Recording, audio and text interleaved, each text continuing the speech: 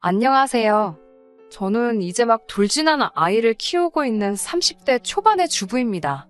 좀 전까지 아파서 울다가 간신히 약 먹고 잠든 우리 딸을 보고 있자니 또 한 번 속상한 마음도 들고 시댁 식구들이 너무나 원망스럽습니다. 남편의 청혼을 정식으로 받아들인 후 며칠이 지나지 않아 남편은 시부모님이 저를 너무 보고 싶어 하신다며 자기 집에 인사를 가자고 했습니다. 긴장되고 떨리는 마음으로 시어머니가 좋아하실 듯한 꽃과 작은 선물을 사들고 남편의 본가로 인사를 드리러 갔어요. 시어머니는 말수가 없고 조용하신 분이셨습니다. 반면에 시아버지는 목소리가 크시고 마치 집안의 왕처럼 행동하시는 느낌이었어요. 저는 남편이 그런 시아버지를 닮지 않아서 참 다행이다라는 생각이 들었습니다. 남편은 절대로 화를 내는 법이 없었고 상대의 기분을 잘 맞춰주는 자상한 성격이었으니까요. 시아버지는 저에게 결혼하면 아이는 언제 가질 거냐고 물으시더라고요. 생각지도 못한 시아버지의 질문에 제가 순간 당황해서 우물쭈물하느라 대답을 못하고 있으니 생각해본 적 없냐고 하시면서 당신은 저희가 빨리 아이를 가졌으면 좋겠다고 그러셨어요. 자기 주변 친구들은 다 지금 손자 손녀 보고 할머니 할아버지 소리 듣는다며 부러워 죽겠다고 하시더라고요.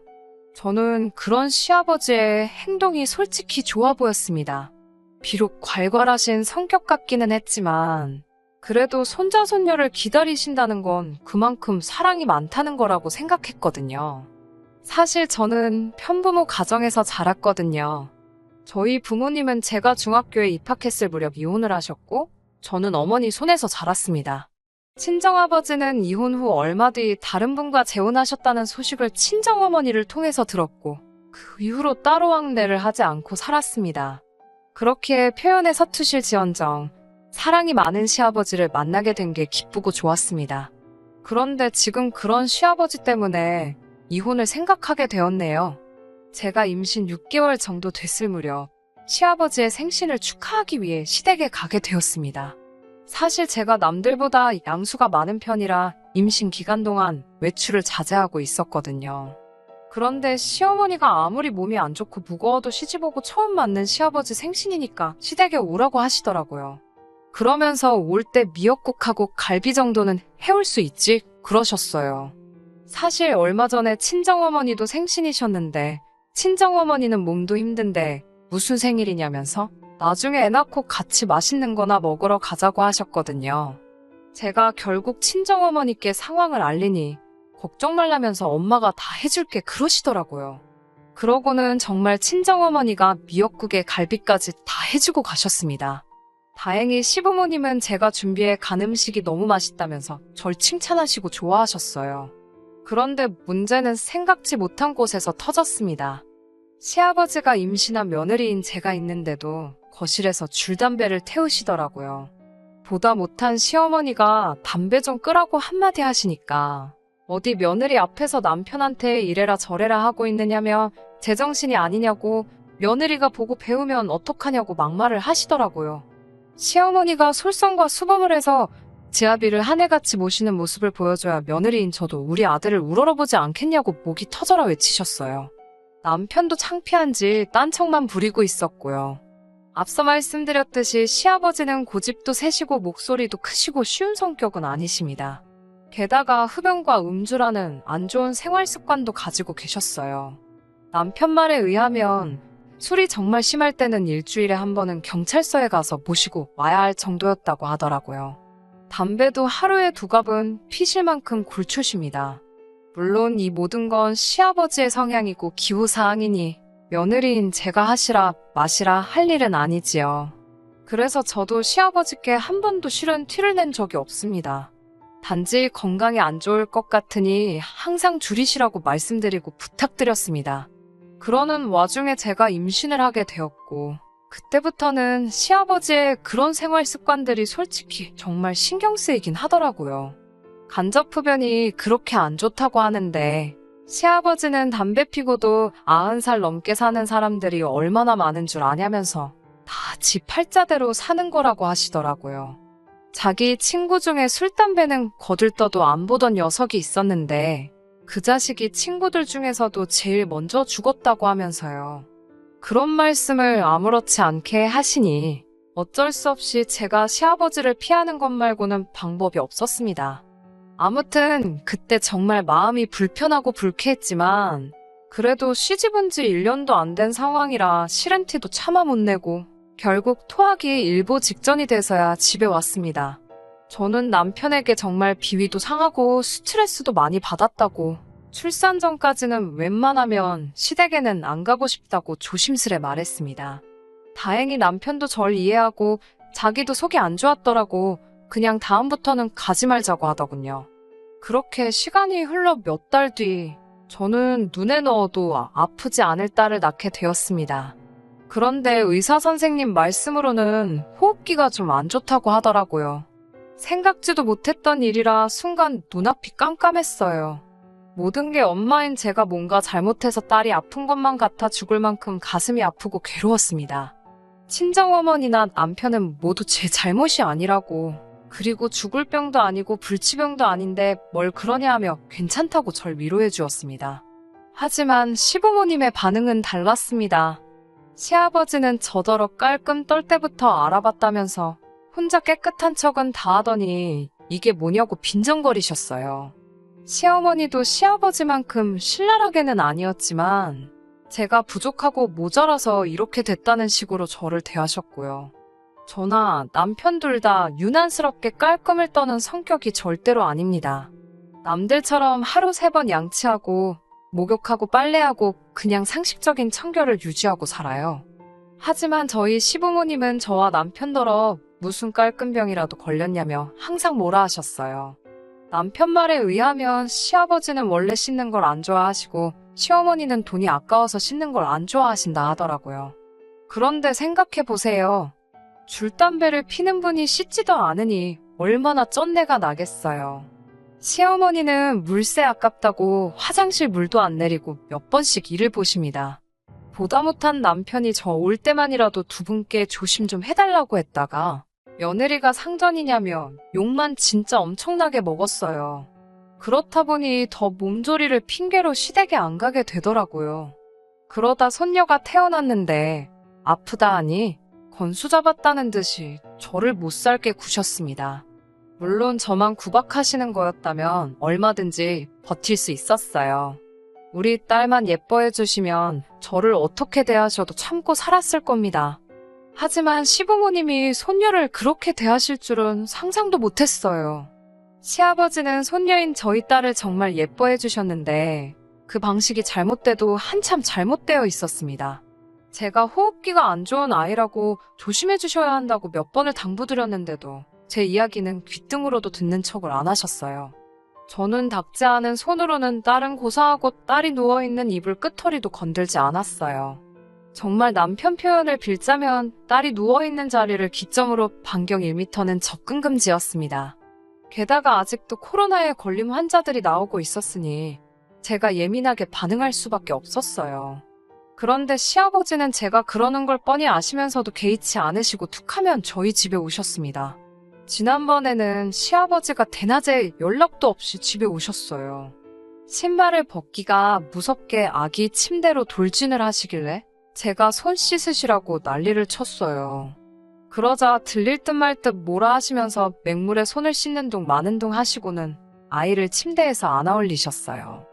주스 한 잔 내어드리려고 부엌에 간 사이에 시아버지는 저희 딸을 소파 위에 눕히고 볼을 깨무시고 난리가 났더군요. 저는 깜짝 놀라서 시아버지한테서 딸애를 빼앗았습니다. 지금 뭐 하시는 거냐고 애한테 위생 상태가 얼마나 중요한지 모르시냐고 했더니 시아버지가 위생 상태 지금 내가 더럽다는 거냐 라고 하시면서 갑자기 저에게 욕을 하시더라고요. 그러면서 옛날에는 흙 먹고도 다 건강하게 컸다면서 제가 오히려 과잉 보호를 하니까 애가 약해 빠졌다는 거예요. 저는 시아버지의 폭언에도 끝까지 내 딸한테 손대지 마시라고 소리쳤어요. 그러자 네가 뭔데 내가 내 손녀를 바라말하냐며 저더러 무슨 자격이냐고 물으시는 거예요. 어이가 없어서 제가 얘 엄마라고 제가 10달 품고 있다 내 배불러 낳은 제 딸이라고. 아버님이야말로 무슨 자격으로 그런 더러운 손으로 입으로 애를 만지작거리시냐고 당장 나가시라고 소리를 지르고 아이를 데리고 방 안으로 도망치듯 들어갔어요. 시아버지는 방문을 두들기며 당장 손녀 내놓으라고 소리를 지르는데 얼마나 세게 두들기는지 혹시라도 방문이 박살나는 건 아닌가 너무 무섭고 공포스러웠습니다. 저는 남편에게 전화를 해 빨리 집으로 오라고 했고 1시간이 채 되지 않아서 남편이 집에 도착했어요. 딸은 울다가 지쳐 잠이 들어 있었고 저는 저대로 넋이 나가 있었어요. 남편이 온 걸 확인하자 제 다리가 풀리더라고요. 그러고 거실에 살며시 나와보니 시아버지는 소파에 널브러져 주무시고 계셨습니다. 그제서야 시아버지한테서 술 냄새가 난다는 걸 알아차렸네요. 술에 떡이 된 시아버지를 차마 내쫓을 수도 없고 그래서 그냥 이불 하나 덮어드리고 저희도 일찍 잠이 들었습니다. 그리고는 정말 황당한 일을 겪었습니다. 낮에 일 때문인지 잠이 오질 않아서 잠을 설치고 있는데 저희 방문이 스흥 열리더라고요. 시아버지가 저희 방에 몰래 들어온 거였어요. 저는 황당해서 순간 뭐 하시는 거냐고 말도 못하고 상황을 지켜만 보고 있었습니다. 시아버지는 잠든 저희 딸을 살짝 들어올려 방 밖으로 데리고 나가셨어요.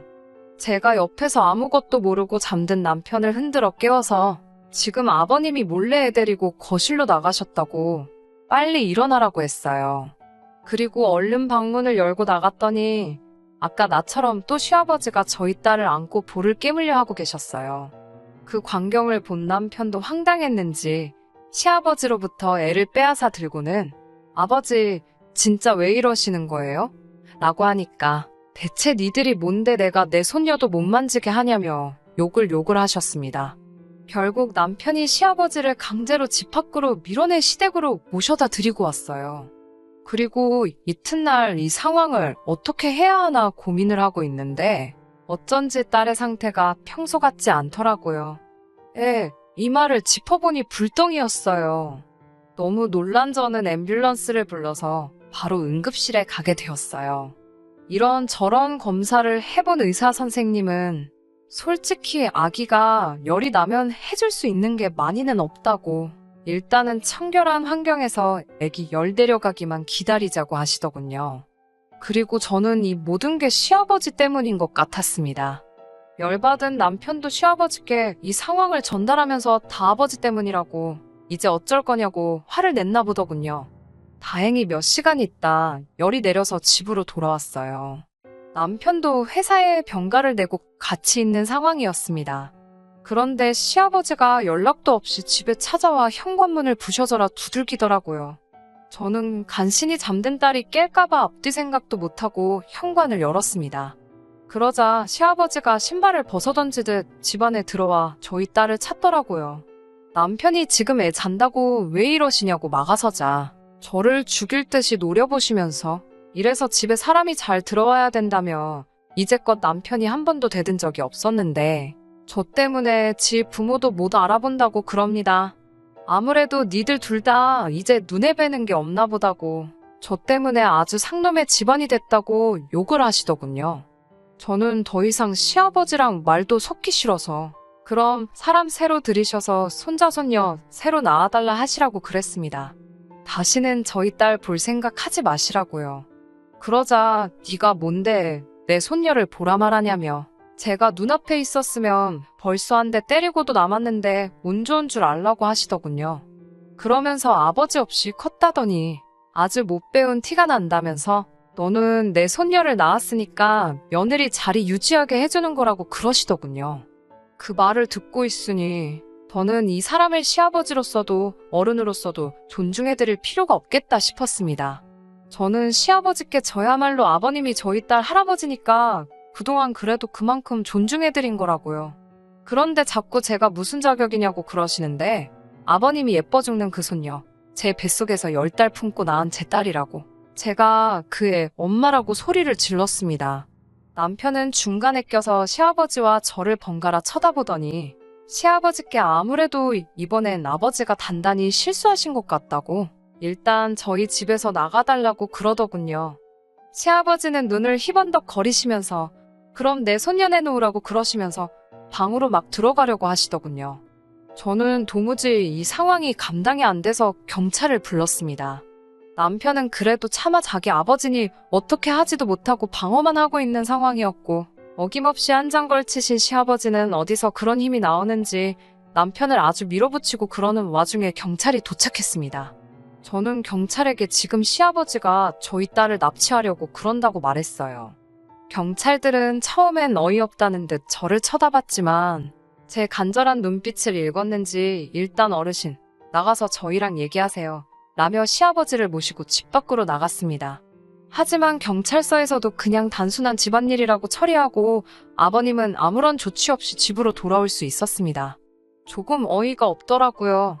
집안일이라고 하기에는 저는 정말 아직도 사연 적고 있으면서도 진정이 안 되는데 집안일이라고 그냥 집에 보내셨다는 게요. 남편한테는 지금 당장 짐 싸서 애 데리고 친정 가겠다고 으름장을 놓았지만 원초적으로 해결될 일이 아니란 걸 알고 있으니 정말 스트레스를 받네요. 뭐 어떻게 좋은 방법이 없을란지. 아무것도 모르고 울다 지쳐 잠든 아이만 보면 제 속이 정말 타들어갑니다. 안녕하세요. 몇 달 전 시아버지 일로 사연 보냈던 쓰니입니다. 혹시나 기다리신 분들이 계실 것 같아 후기를 이렇게 남겨드려요. 매번 술만 안 드시면 참 좋은 분이라고 자기 아버지를 비호하던 남편도 그날 일만큼은 자기 아버지 편을 들지 못하더군요. 그만큼 시아버지의 행동은 상식을 벗어나고 도를 지나치는 행동이었고 남편도 오랫동안 시아버지의 술버릇으로 인한 폭언과 막무가내로 나오시는 행동에 그동안 마음이 많이 지쳐 있었다는 사실을 털어놓더라고요. 하지만 그렇다고 이 상황을 그냥 넘어갈 수는 없었습니다. 다음날 아버님께 전화를 드렸어요. 한 번만 더 그렇게 술에 잔뜩 취해서 통제불능인 상태로 오신다면 저희들은 아버님을 고소할 수밖에 없다고요. 아버님은 혀를 차면서 뭘 제대로 알고나 떠들라고 말하며 가족끼리는 고소가 불가능한 것도 모르냐고 저희를 무시하더군요. 할애비가 손녀 보러 가는 게 그렇게 못마땅해서 고소까지 하겠다는 게 세상 천하의 말이나 되냐고 오히려 저희들을 몹쓸 자식들 취급을 하셨습니다. 아버님 말씀대로 직계존속에 대한 고소는 불가능한 게 사실이지만 아버님이 간과하신 게 있었습니다. 이 경우가 가정폭력일 경우에는 말이 다르다는 걸요. 아버님의 주폭이나 언행도 가정폭력에 해당하는 사항이고 이 부분이 신체적인 피해가 아닐지라도 정신적인 피해를 이유로 가정폭력에 해당한다고 하더라고요. 아버님이 알고 계시는 것과는 다르게 고소가 가능하다는 이야기였습니다. 하지만 결국 아버님은 또 저희들의 경고를 무시하고 약주 한 잔 걸치시고 손녀 보겠다고 찾아오셨어요. 저번처럼 문 앞에서 실갱이조차 하기 싫었고 그날은 결국 문 앞에서부터 경찰을 불러 아버님을 집으로 돌려보냈습니다. 물론 곱게 돌아가진 않으셨죠. 정말 여태껏 아버님께 들어본 욕 중에서 가장 심한 욕을 들어야만 했습니다. 이웃들 보기에도 창피하더라고요. 시아버지 경찰 불러서 데려가게 하는 모습을 동네방네 보여줘야 했으니까요. 그래서 결국 말한 대로 아버님을 고소하기까지 이르렀습니다. 아버님도 고소장 접수되고 본인이 고소당했다는 사실을 아셨을 때 많이 당황하더라고요. 남편 보고는 천하의 후레자식이라고 다른 사람도 아니고 자기 아버지를 고소하는 아들이 세상 천하에 어디 있냐며 소리를 지르셨죠. 저 때문에 자기 아들이 저런다는 것도 또 빼먹지 않으셨고요. 하지만 또 법정에 출두하셨을 때는 지레 겁먹은 듯한 표정이시더군요. 아버님의 주폭을 이유로 정신적 폭력이 인정되어서 접근금지 명령 처분을 받는 걸로 끝이 났습니다. 막상 징역을 살 수도 있다는 말 때문인지 아버님은 정말 판결이 끝난 이후로 한 번을 나타나지 않으셨어요. 남편은 자기 아버지를 고소했다는 이유로 한동안 맘고생이 엄청 심했습니다. 그래도 지켜야 할 아이와 제가 있으니 언제까지 아버지의 주폭 속에서 살 수 없다고 이 상황을 벗어날 수 있게 자기도 마음 굳게 먹겠다고 약속하더군요. 정말 처음으로 보여준 듬직하고 믿음직스런 모습이었습니다. 남편의 변화처럼 저희들 인생의 변화도 금세 찾아왔습니다. 판결로부터 몇 달 뒤인 최근 어머님께 걸려온 전화로부터 시작되었어요. 아버님이 저희한테 꼭 하고 싶은 이야기가 있어서 그러는데 잠깐이라도 시간 좀 내주면 안 되겠느냐고요. 어머님이 저희에게 직접 연락하신 이유는 접근금지 명령 때문에 아버님은 저희한테 유선상으로도 연락이 허용되지 않았거든요. 판결상 피해자인 저희였기 때문에 접근금지 처분을 받은 아버님을 만나는 것은 저희에게는 커다란 제약이 되지 않았습니다. 고소한 걸 이유로 저희를 두 번 다시 안 볼 것처럼 행동하더니 이제 와서 저희를 왜 보자고 하는지 의아하더라고요. 아버님은 저희를 보자마자 고개 숙여 지난 날들의 일을 사과부터 하셨습니다. 참 의외였습니다. 그 고집세고 자존심 강한 시아버지가 잘못을 인정하고 저희에게 사과한다는 게요. 접근금지 명령을 받고는 처음에 저희에게 화가 많이 났던 건 사실이라고 하셨습니다. 손녀딸은 보고 싶은데 갈 수가 없으니 그게 참 원망스러웠다고 하네요. 그런데 그 원망이 하루가 지나고 이틀이 지나고 하면서 저희가 오죽했으면 아버지를 고소하면서까지 근처에 오지도 못하게 했을까 하는 생각이 들었다고 합니다. 그리고 그때부터 노력해서 지금은 담배도 끊었고 술은 진작에 끊었다면서 자신에게 한 번만 더 기회를 달라고 부탁하시더라고요. 원한다면 당장 병원에 가서 몸에 남아있는 잔존 알코올이나 니코틴 검사까지 해서 자기 말이 거짓인지 사실인지 보여주겠다고 하셨습니다. 아버님에게서 진심이 느껴졌어요. 어머님도 아버님 말에 거짓이 없다고 정말 술, 담배 끊으신 지도 한참 되었다며 이제 그만 정상적인 가족으로 돌아갈 수 없겠냐고 간곡히 부탁하셨습니다. 제 결정이 가장 중요하긴 하지만 이 상황을 제가 결론 짓기에는 사실 며느리라는 제 위치상 어려운 부분이 있었어요. 남편은 이런 저의 고민을 눈치라도 챈 건지 나서서 상황을 정리해 주더라고요. 아버님 앞으로 걸려있는 접근금지 명령은 해제하지 않을 것이다. 하지만 아이가 보고 싶어 찾아오시는 부분에 대해서는 우리도 아버님을 문전박대하고 싶은 마음은 없다고. 진짜로 아버님이 술, 담배에 더 이상 손을 대지 않으시고 우리 부부, 특히 며느리인 저를 인격적으로 대우해 주실 때 그때가 되면 접근금지 명령을 풀도록 하겠다고요. 제 마음을 읽기라도 한 건지 제가 하고 싶은 대답을 그대로 읊어주니 제가 사람 하나는 제대로 봤다는 생각까지 들었어요.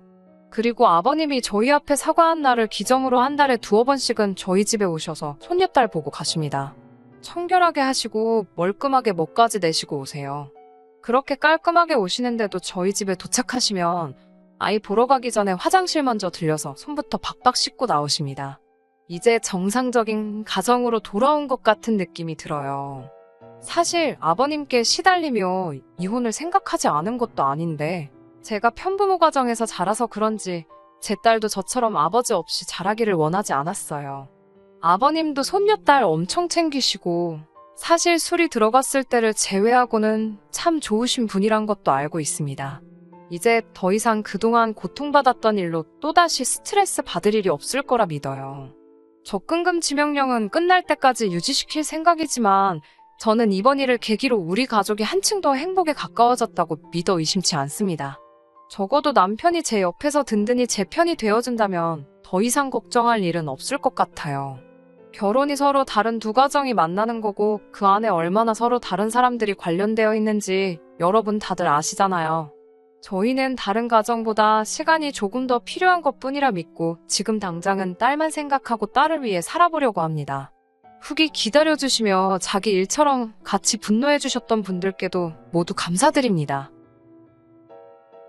끝까지 들어주셔서 감사합니다.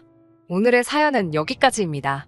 구독과 좋아요, 알람 설정 부탁드리고 더 좋은 사연으로 다시 찾아뵙겠습니다. 감사합니다.